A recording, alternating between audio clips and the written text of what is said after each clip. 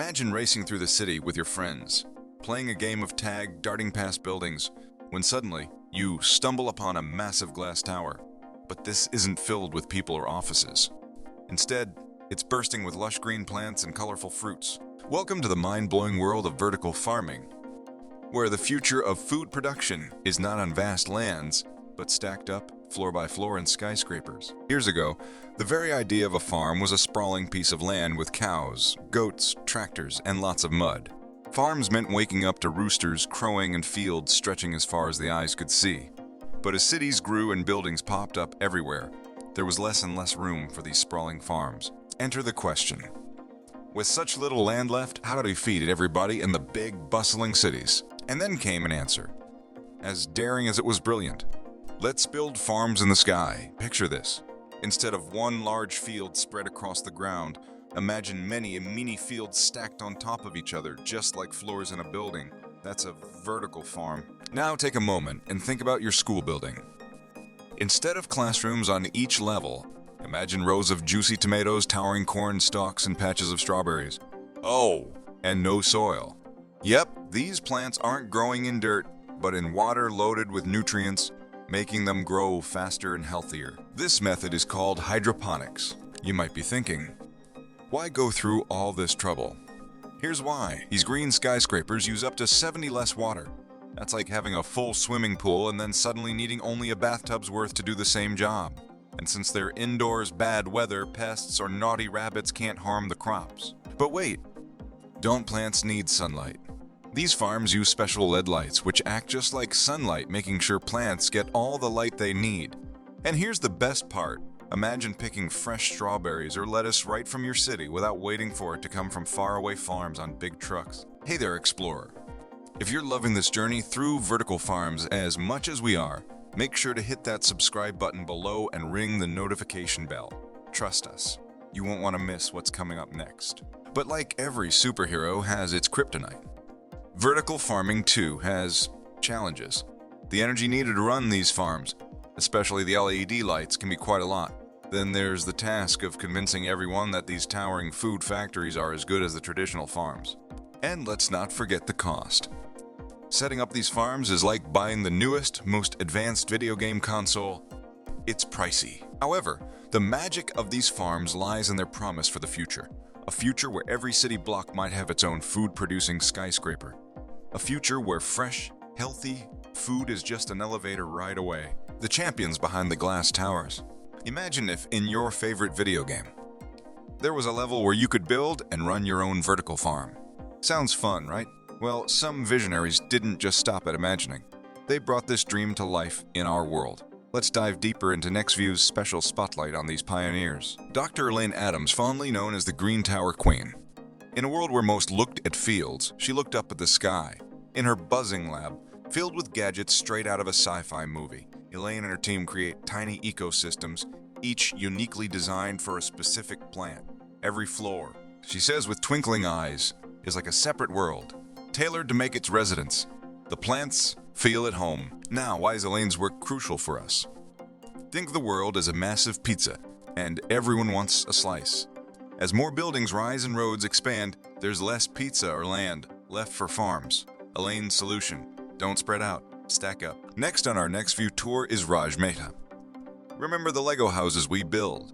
Raj builds farms using similar concepts, but instead of plastic bricks, he uses containers. These are called modular farms. Each container is like a mini farm, and Raj stacks them up like a massive Lego tower. The beauty is in the flexibility, Raj points out. Need more crops? Just add another container. However, not everyone is on board with this upward farming movement. Many traditional farmers, like Mr. Henry Lawson, feel that farming is about a connection with the land. There's a rhythm to nature, a dance between the soil, water, and sun. Can these glass giants capture that? He questions. It's an important debate and one that NextView will dive deeper into, and we would love to hear your thoughts in the comments. But one thing is clear. With dwindling resources and booming urban populations, innovative solutions are not just welcome. They're essential. Vertical farming, with its challenges, offers a beacon of hope. Hey, NextView family. This deep dive into the green champions is giving you those future vibes. Don't forget to give a thumbs up and share.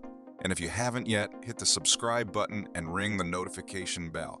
In the vast landscape of vertical farming, there's a blend of science, nature, technology, and sheer human will. It's a testament to our ability to adapt, innovate, and dream big, even when faced with towering challenges. Have you ever been in a building so tall you felt like touching the clouds? What if, instead of office cubicles, those heights were brimming with greenery?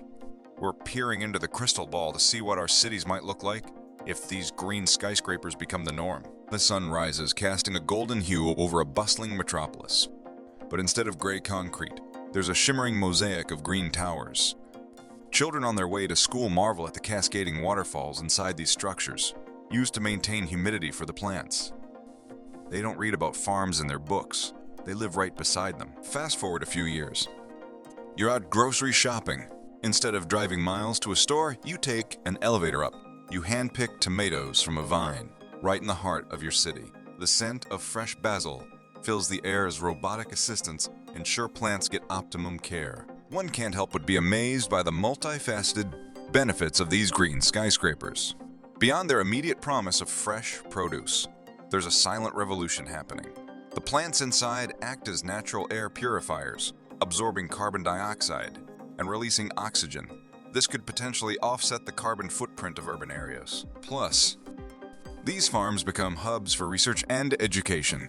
Schools organize trips, allowing children to learn about photosynthesis, ecosystems, and technology right in their urban backyard. It's a seamless blend of education and real-world application, turning cities into living classrooms. It's not a scene from a fantasy novel. It's just Tuesday. There are also ripple effects. With lesser transportation needs, cities have cleaner air.